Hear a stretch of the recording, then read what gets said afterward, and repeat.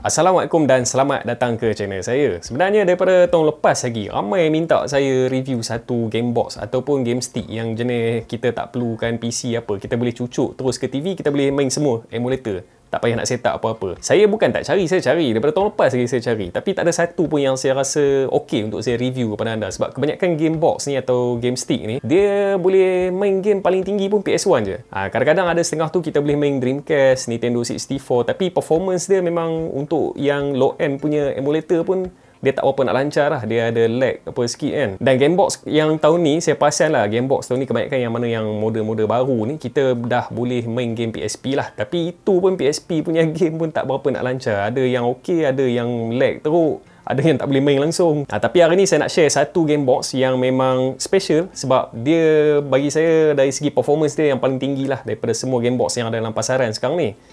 Iaitu inilah dia, Gamebox M30. Dekat Gamebox M30 ni kita boleh main semua emulator klasik macam bawah daripada PS1 sampai ke PS1, dan dekat dalam Gamebox M30 ni kita boleh juga main game PS2, dan dalam dia dah terbina beratus game PS2 termasuk game PSP, dan bonus dia bagi game PS3 dan juga game Nintendo Switch ada dalam ni. Tapi yang tu bonus lah, dia tak bagi banyak sangat. Yang paling banyak sekali game PS2 lah. PS2 ada beratus dalam ni. Macam game PS1 pun saya rasa dalam nak dekat 500 kot. Yang mana yang klasik bawah daripada PS2 memang dia bagi beribu lah. Okey, jadi cerita banyak pun tak guna. Dalam video kali ni kita akan tengok TV Box M30 ni dengan lebih detail lagi. Dia punya spek dalaman, lepas tu port apa yang dia ada. Lepas tu kita akan terus cucuk pada skrin, kita tengok apa yang ada kat dalam dia, macam mana performance dia. Tanpa berlengah lagi, jom kita start. Okey, jadi kalau anda beli TV Box M30 ni, ini adalah apa yang anda akan dapat lah. Pertama sekali anda akan dapat satu power adapter. Lepas tu anda akan dapat juga dia punya HDMI cable dan dua controller. Controller ni jenis wire controller lah. Kalau anda nak guna controller ni boleh, ataupun anda nak guna wireless controller pun boleh. Dia boleh je mana-mana. Tapi ini apa yang dia bagi. Okey, jadi kita tengok TV Box M30 ni dengan lebih detail lagi. Dekat bahagian belakang dia, pertama sekali dia ada dua lubang headphone jack. Lepas tu kat bawah dia ada 4 port USB-A, dan USB-A yang diguna ni adalah 3.0. Dekat bahagian tengah-tengah antara 4 port USB-A, dia ada satu port untuk kita cucuk LAN cable. Bawah lagi dia ada satu port VGA cable. Bawah lagi dia ada satu port HDMI cable, dan last sekali port untuk power adapter. Bahagian kiri dia tak ada apa-apa. Dekat bahagian kanan dan bahagian depan dia ada lubang untuk dia punya pengaliran udara lah, untuk elakkan daripada terkumpul haba panas kat dalam dia. Dekat bahagian bawah dia ada satu power button. Okey, dari segi spesifikasi dalaman, TV Box M30 ni dia guna chip Intel N100, RAM sebesar 8GB, dan storage dia datang dalam dua variant, 1TB dan 2TB. Operating system yang digunakan adalah Windows OS. Okey, jadi sekarang kita akan test TV Box M30 ni. Tapi untuk video ni saya tak cucuk dia dekat TV lah, saya akan cucuk dekat satu monitor yang ada dekat sebelah sana. Toleh sikit. Sana tempat saya layan game Nintendo Switch lah. Jadi jom. Okey, jadi macam ni dia punya user interface dia. Kalau kita tengok dia macam ESDS. Ni platform dia semua, kita tolak tepi. Tapi biasanya dia akan ada lagi option untuk kita tukar dia punya tema dia. Kita tekan start dekat user interface ni. Dekat sini dia ada, ada dua je. Bawah dia ada ES Team Next Level Remix. Okay, kita tengok macam mana rupa dia. Okey, saya rasa dia cantik ni lagi. Dekat all game, sekejap kita tengok ada berapa. Biasa kat sini dia tunjuk jumlah game. Okey, semua sekali ada 82,229 game. Jadi platform dia, inilah platform klasik lah, banyak. Tapi dalam video ni saya akan fokuskan pada platform yang berat lah. Saya tak pergi semua sekali. Okey, untuk GameCube dia ada 184 game. Kita masuk tengok. Okey, jadi macam ni lah rupa library dia. Okey, Nintendo Wii ni berat sikit. Dia ada 18 game. 18 game Nintendo Wii. Adalah Donkey Kong apa semua ada lah. Dragon Ball. Ni apa ni? Final Fantasy Crystal Chronicle. Wah, macam best ni. Nintendo Wii ni baru lagi. Tapi tak apa, kita tengok apa yang ada kat dalam dia. Yang ada kat sini Legend of Zelda The Breath of the Wild dengan Mario Kart 8. Saya rasa macam nak try Legend of Zelda ni, tapi game ni saya tak boleh lah, untuk elakkan daripada copyright strike. Saya tak boleh nak tunjuk lah Zelda dengan Mario Kart 8 ni. Jadi kita pergi pada platform, okey, Nintendo Switch ni pun platform yang bahaya juga untuk saya share kepada anda. Tapi dekat sini dia ada 22 game. Okey, ni PS2. PS2 ada 189, PSP ada 501 game. PS3 ada 7 game. Saya rasa kita akan, untuk game test ni, saya akan test, saya tak test semua. Saya akan test PSP, PS2, PS3. Okey, untuk makluman anda, game God of War ni saya dah setkan pada 3x resolution. Okey, jadi untuk game God of War ni saya tengok memang lancar lah. Saya tak tahu macam mana nak on dia punya benchmark tu, tapi daripada apa yang saya tengok ni, dia maintain dalam 60 frame lah. Biasa kat sini dia akan lag. Kalau siapa pernah main SXPP anda tahulah, dekat kapal tu tembak, kalau chipset tak cukup kuat dia akan lag dekat situ. Tapi dekat sini kita nampak memang lancar, tak nampak lag langsung. Okey, untuk game God of War 2, untuk game PS2 lah, bukan game God of War 2 je. Maknanya semua game daripada platform PS2 dia guna aspect ratio 4:3. Dia ada letak shading dekat kiri kanan. Tapi kita boleh ubah benda ni kat dalam setting. Dia punya setting aspect ratio kita boleh letak 16:9. Dia akan jadi full screen lah. Dia tak ada shading kiri kanan tu. Okey, untuk game God of War ni lupa saya nak bagi tahu kepada anda, untuk makluman anda, game ni dah disetkan pada rendering resolution 1.7. 1.7 tu okey lah. Gambar dia pun masih lagi nampak sharp. Jadi tak apa, kita akan tunggu dia punya gameplay dia start macam mana. Okey, jadi game God of War memang lancar lah seperti mana yang anda tengah tengok sekarang ni. Pada 1.7Hz. Dia kalau ada lag, kita boleh turun sikit pada 1.5. Tapi setakat ni saya tengok 1.7 nampak okey lah.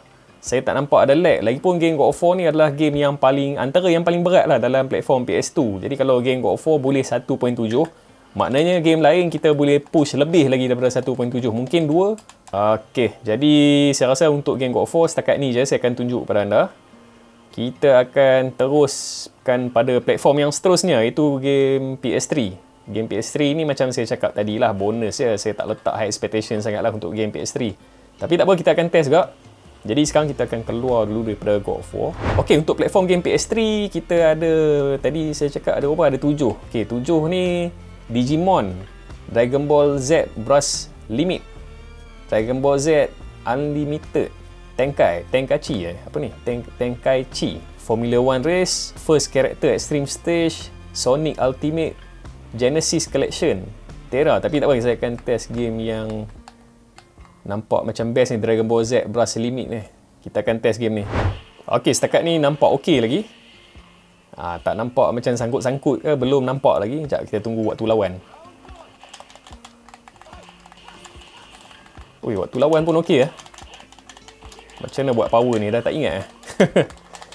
Tapi tak sangka game PS3 lancar. Tapi sebab game Dragon Ball ni kira boleh kata game yang tak berat lah kan. Macam game God of War kita tengok kat dalam library tadi tak adalah. Macam zaman PS3 yang famous, apa nama, God of War 3 dengan God of War Ascension. Dua tu tak adalah. Saya tak rasa dia boleh handle lah kalau untuk dua game tu. Sebab dua game tu berat. Macam game ni boleh lah. Tapi best lah. Lancar tu. Anda tengok. Dia tak ada lag. Okey lah, saya rasa untuk gameplay cukup setakat tu lah. Dan yang ni platform paling tinggi ni anda tengah tengok sekarang ni, anda nampak lah macam mana lancarnya performance gameplay untuk Gamebox M30 ni. So untuk gameplay ni dan dia punya user interface ni, saya rasa saya dah cover habis dah dan anda dah tengok dah. So inilah dia, apa yang anda nampak, inilah dia.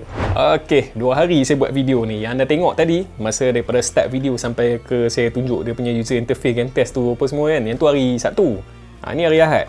Yang saya shoot sekarang ni dengan baju hitam ni, ni hari Ahad. Anda nampak dah naik berjambang sikit. 2 hari saya buat video ni kan. Sebab ya, lepas saya tunjuk kepada anda tu, saya nak test sendiri, saya nak experience sendiri macam mana best ke tak best konsol ni. Saya pasang konsol ni dekat TV depan saya, kat TV ruang tamu, yang TV besar sekali. Dan saya layan sepanjang hari. Memang saya boleh cakap best gila lah. Lepas tu saya main game 2 player pun banyak juga kat sini. Saya main game 2 player macam Def Jam, Fight for New York, FIFA, lepas tu game Tekken, lepas tu game-game klasik yang boleh main 2 player. Banyak lah saya layan dengan anak-anak saya semua kan. Memang, memang saya boleh cakap dia ni, yang ni macam family console. Sama macam Nintendo Switch. Dia banyak game-game yang relax, yang santai-santai kan. Yang memang kita boleh layan lah waktu balik kerja, waktu especially Sabtu Ahad kan. Boring-boring duduk depan TV, cucuk controller layan game-game klasik yang lama ni kan.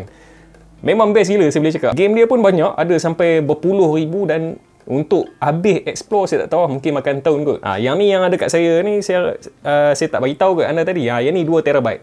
Lepas tu apa yang special lagi tentang dia ni, game dia kita boleh nak tukar, boleh nak tambah, boleh. Dia guna sistem batu sera. Lepas tu dia punya sistem batu sera tu, kalau anda pergi kat YouTube, anda boleh search lah macam mana nak set up batu sera dekat situ. Ramailah yang ajar macam mana nak tambah game ke atau nak keluarkan game ke. Tapi kalau untuk nak buat benda tu, nak masuk pada sistem dia untuk tukar game apa semua, anda kena cucuk keyboard dengan mouse lah. Dan anda kena reboot benda ni pada Windows. Dia akan pergi pada desktop, dia akan pergi pada desktop lah. Dia ada macam dekat komputer punya user interface lah. Dia ada my komputer apa semua kan. Anda masuk ke bahagian tu, baru anda boleh tukar game ke apa semua. Lepas tu reboot balik, masuk balik pada batu sera. Dan anda boleh nampak user interface macam tadi, anda boleh main macam biasa. Dan kesimpulannya apa yang saya boleh cakap, TV Box M30 ni memang sangat best. Kalau anda nak layan game retro dekat TV, inilah dia. Saya tak nampak lagi model lain. Model lain kebanyakan macam saya cakap masa mula video tadi, memang struggle teruk lah. Performance pun teruk. Yang ni anda tengok sendiri. Saya bagi anda tengok sendiri. Game PSP lancar, game PS2 lancar.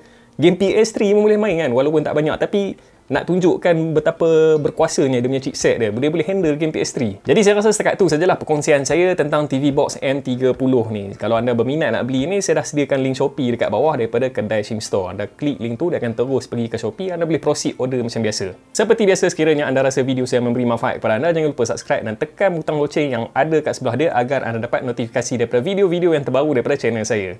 Sehingga berjumpa lagi di video yang akan datang. Bye.